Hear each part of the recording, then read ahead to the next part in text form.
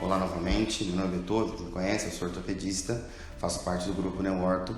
Eu vou falar com vocês um pouquinho agora sobre a atuação do ortopedista na consolidação das fraturas. Então, o que o ortopedista faz para promover a consolidação das fraturas? Primeiro é pensar na fratura como uma unidade viva, uma unidade de reparação óssea viva e ativa, e aí a gente tem que pensar que a gente depende de algumas coisas para que a fratura colhe. Então, primeiro é o fator biológico, isso vai depender do paciente, do local da fratura. Alguns pontos, alguns segmentos ósseos, eles são menos biologicamente favoráveis à consolidação de fratura, sobretudo por perfusão, porque perfusão é circulação, é sangue. Então, a primeira coisa que a gente tem que pensar para uma fratura consolidar bem é que ela tem que ser bem irrigada, tem que ter muito sangue nela.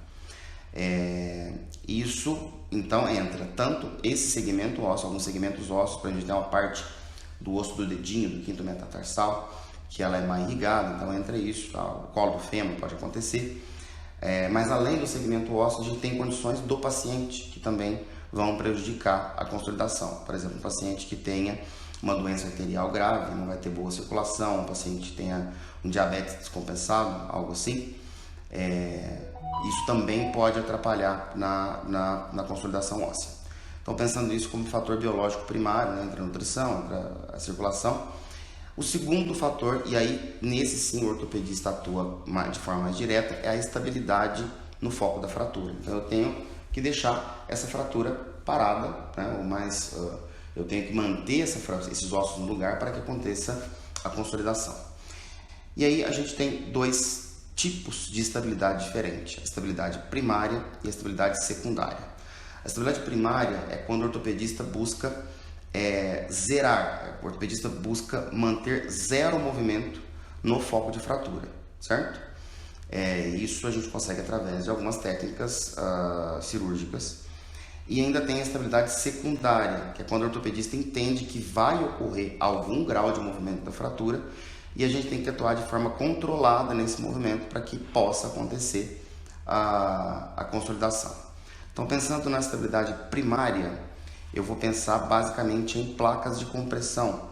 São artefatos metálicos com parafuso, e aí com esse instrumento eu vou zerar o movimento no foco de fratura, eu vou promover uma compressão entre os dois fragmentos ósseos.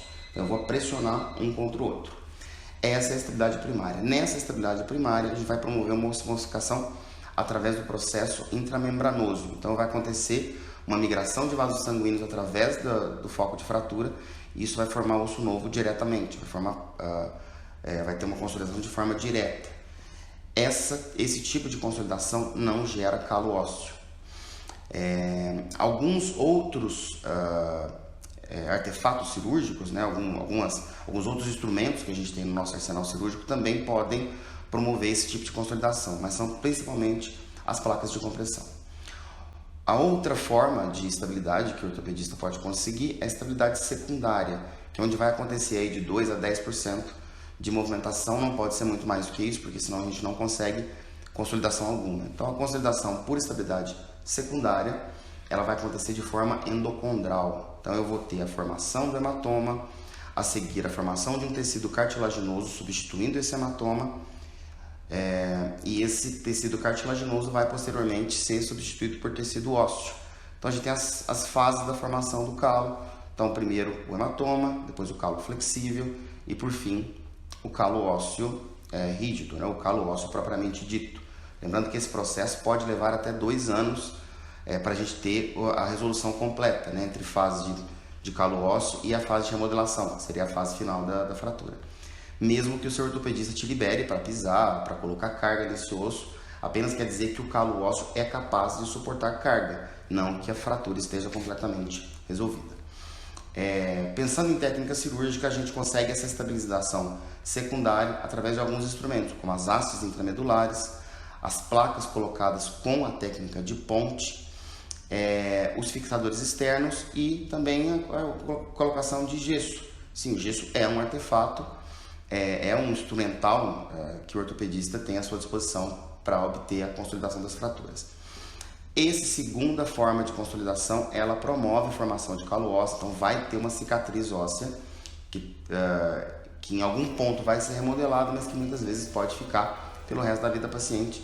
Isso também não tem prejuízo nenhum, certo?